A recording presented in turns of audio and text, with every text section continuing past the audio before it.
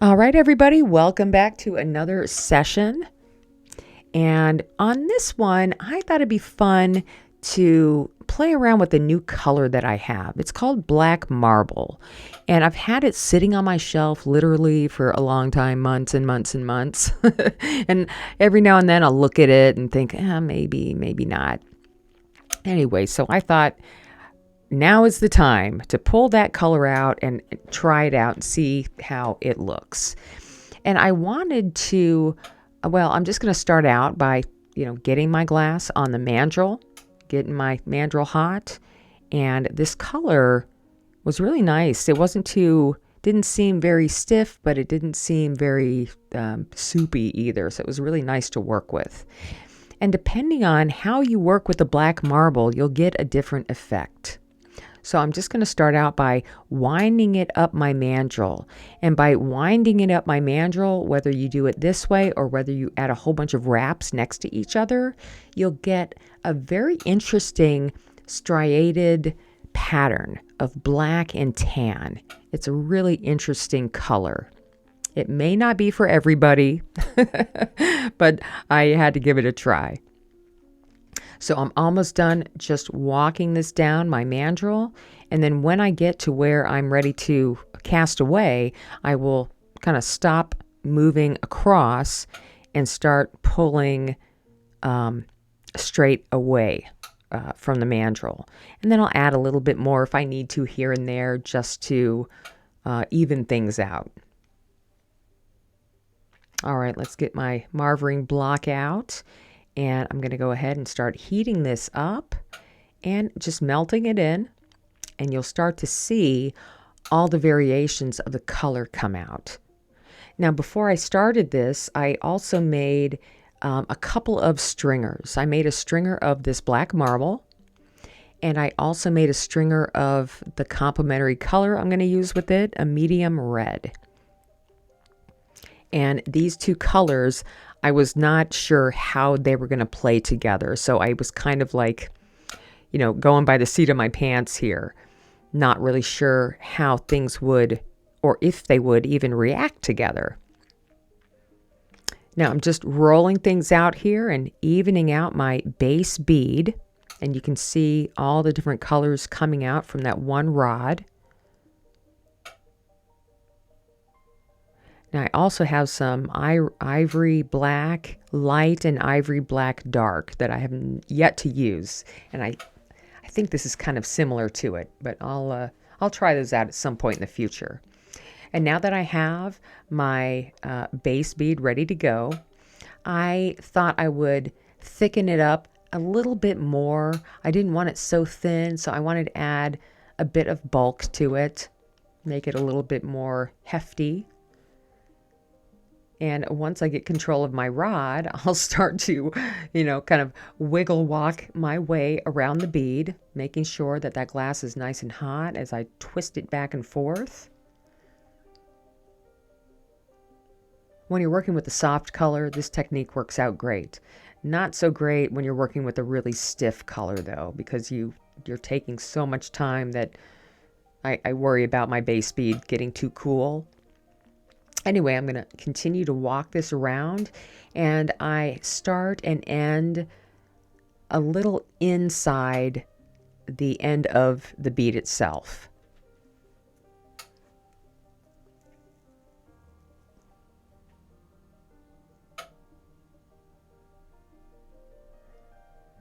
So I end up with kind of a little shelf there on both ends. And that's fine because I will end up incorporating all of that in together here in a minute. But first, what I want to do is just heat up the section of glass that I added and go ahead and smooth it all out. If I need to, I'll roll it on the marvering block there. And then just slowly start to heat one side and work my way over to the other side. I always like to use the cooler side of the bead as my guide to roll into the hot side of the bead for my shape. It just works out a lot easier for me than having everything super hot and trying to, you know, roll the bead out and it might fold over on itself. That's the most annoying thing to me. Okay, now that that's smooth, now we can incorporate our edges into everything. So I'll start at an angle. I'm angling towards the very end, and then I'll come out and hit just the front of the shoulder, and that will soften everything out and get closer to the look I'm going for, which is a soft edge on this piece, not necessarily an angled edge. So I'm just kind of softening it a little bit. A slight taper with the butter knife. And then I'll go ahead and warm that up, and then immediately start working on the other side. Finish that up by heating right where the bead and the mandrel meet. And then I'll angle it out to the front and just heat that up, just the shoulder part, until it smooths and rounds out. I'm not looking to pull it in or anything like that. And then I'll come in with my butter knife and just finish softening that angle. All right, this is looking pretty good. Just going to gently finish up my shape here, and then we can get into our pattern. So I have a regular size rod, like a 5mm rod of the medium red, and I'm going to add a few wraps of this color right around the bead. It doesn't matter where you add them, but you do want to add them kind of far apart.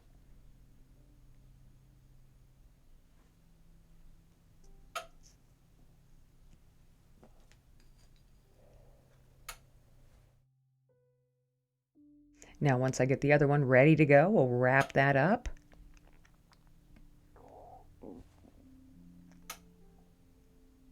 All right.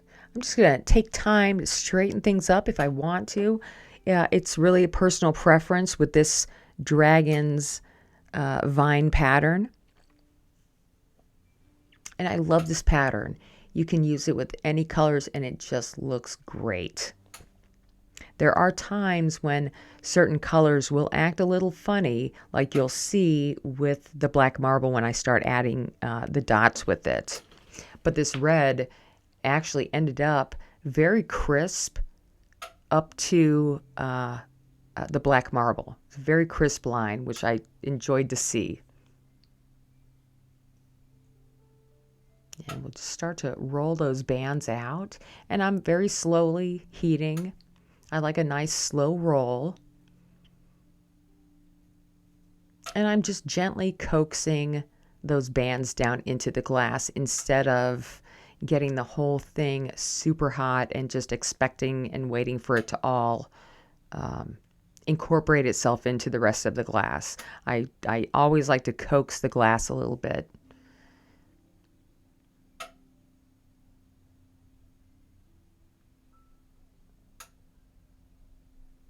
All right, now I am ready to get started with the dragon's vine pattern. And the way you start this is with your base color after you have added your bands. So I'm going to take a second to finish doing whatever it is that I'm doing. Just rounding things out and getting to where I'm actually ready.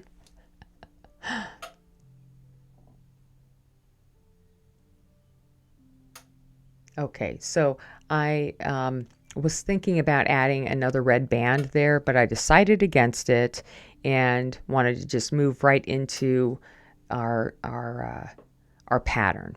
So this is the stringer of the black marble, and I'm going to add very tiny dots right on top of the line, a little bit more so into the red side, but I still want to make sure that the dot touches the top part of the color so it becomes kind of invisible and sinks back into itself when we go to heat this up.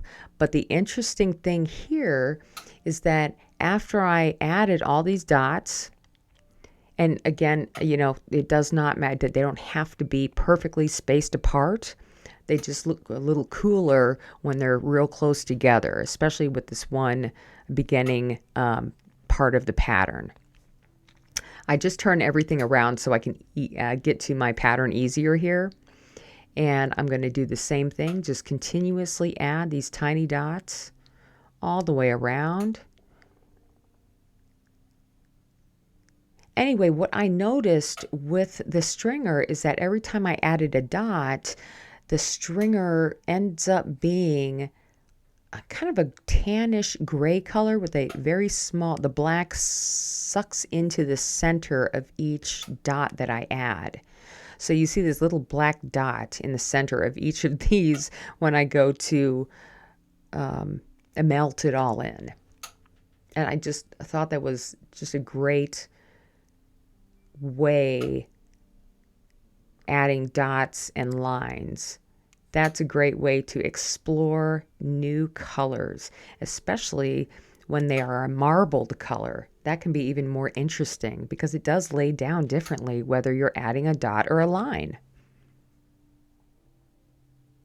So knowing dots and lines, I talked about it for a second in the description, but the dot and the line are really the basis for everything that we do in flameworking. So those are the things that you can literally spend a lifetime learning, playing with, and practicing.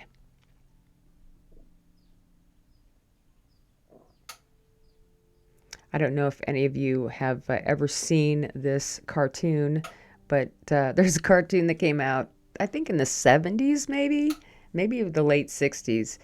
Anyway, it's called The Dot and the Line, and it's a love story between a dot and a line, and it is fascinating. It's like 20 minutes, and I think it's on YouTube. Just look it up. It's called The Dot and the Line, the cartoon. It's great. There's no sound or anything. I think somebody narrates it. Gosh, it's such a good story. All right, so I am just finishing up here, adding these dots, the first row of dots. Now I need to heat everything in because these dots are going to disappear into the background. At least they should. If you're using a solid color, they will. Black and white is wonderful for this pattern, but there's a lot of different colors that you can use as well that don't necessarily marble react or fuzz out or anything like that. So you just have to kind of play around and see what works well with other colors that you might like. I've never used this color combination before. It just kind of jumped out at me to use the red with the black. And a little bit more heating here, and I just heat one side and then I heat the other side and back and forth until things, and because they're small dots, I don't necessarily feel like I have to coax each one down and flatten each one with the butter knife first. It's easier for me to just melt them in and then roll it all out. And then I'm ready for my next step.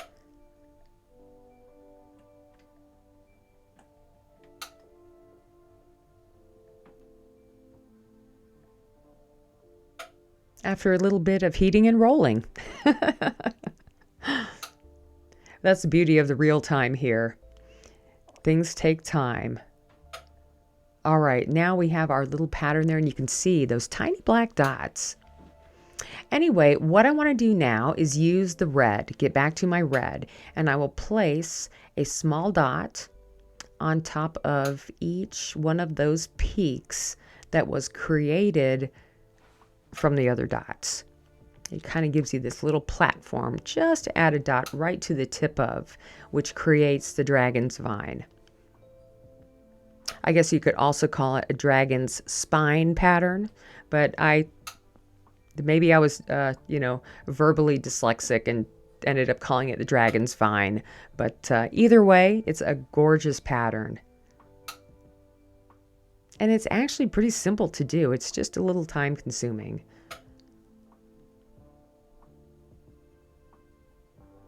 And I'm just very carefully grabbing my heat from the side of the flame. And every time I go to take my glass away from the dot, it almost immediately is hot for my next drop.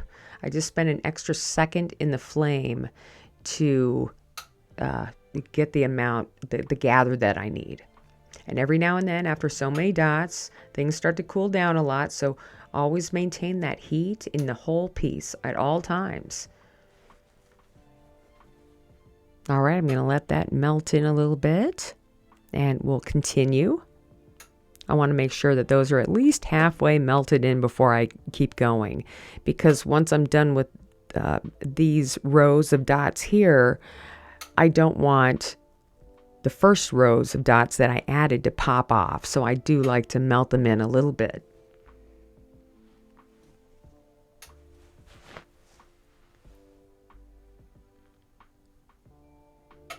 Now, I was really happy to see that the red itself did not fuzz out or react with the black marble.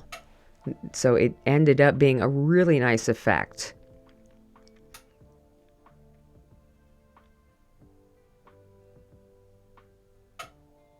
And we're almost finished. I just want to add some more dots.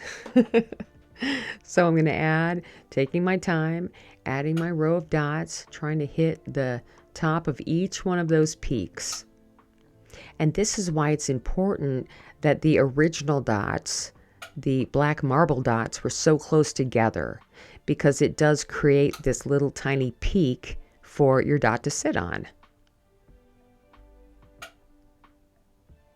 Now, I kind of felt like the ends of this were a bit naked, so I do add some more dots. But first, a little bit of heat while I decide to do that. You know, I think this is one of my favorite patterns. I just don't do it enough. All right, so I'm just softening everything out. I want this whole bead to end up being smooth. However, this pattern looks amazing with the final dots slightly raised up, giving a slight texture. It's so beautiful. But today I thought I would go ahead and melt everything in. And the reason why is because I really was looking to see if the red was going to blur out into the black or remain crisp. So I just wanted to give it a little extra heat and just flatten everything out to see what would happen.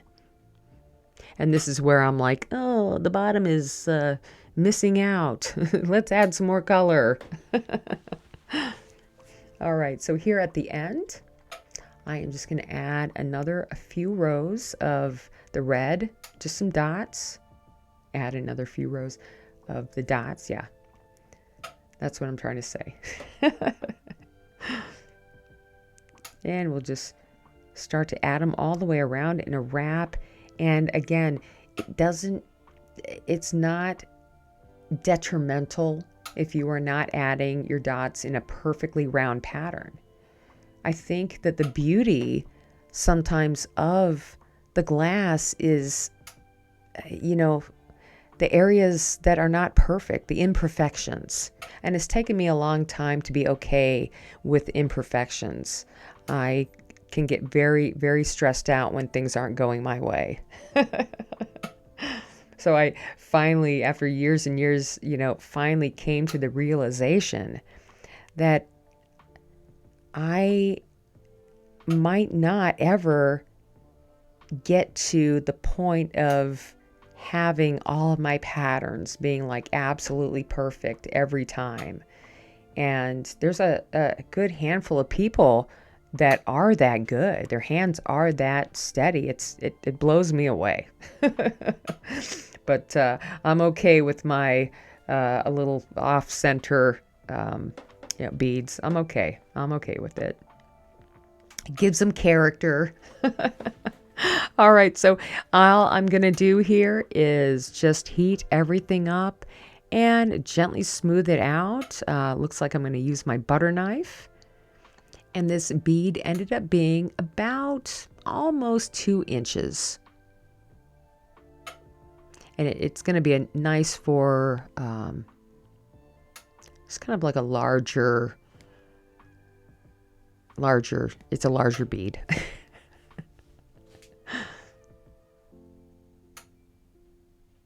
All right, almost finished here. And after everything was said and done, and this came out of the annealer, I can't say that it was my favorite bead ever and my favorite color choices, but I definitely appreciated everything that was going on and the pattern and, just how everything mingled together, especially with this black marble, a fascinating color. And I hope if you have it, you try it out if you haven't tried it. And if you have tried it, let me know what you think about it.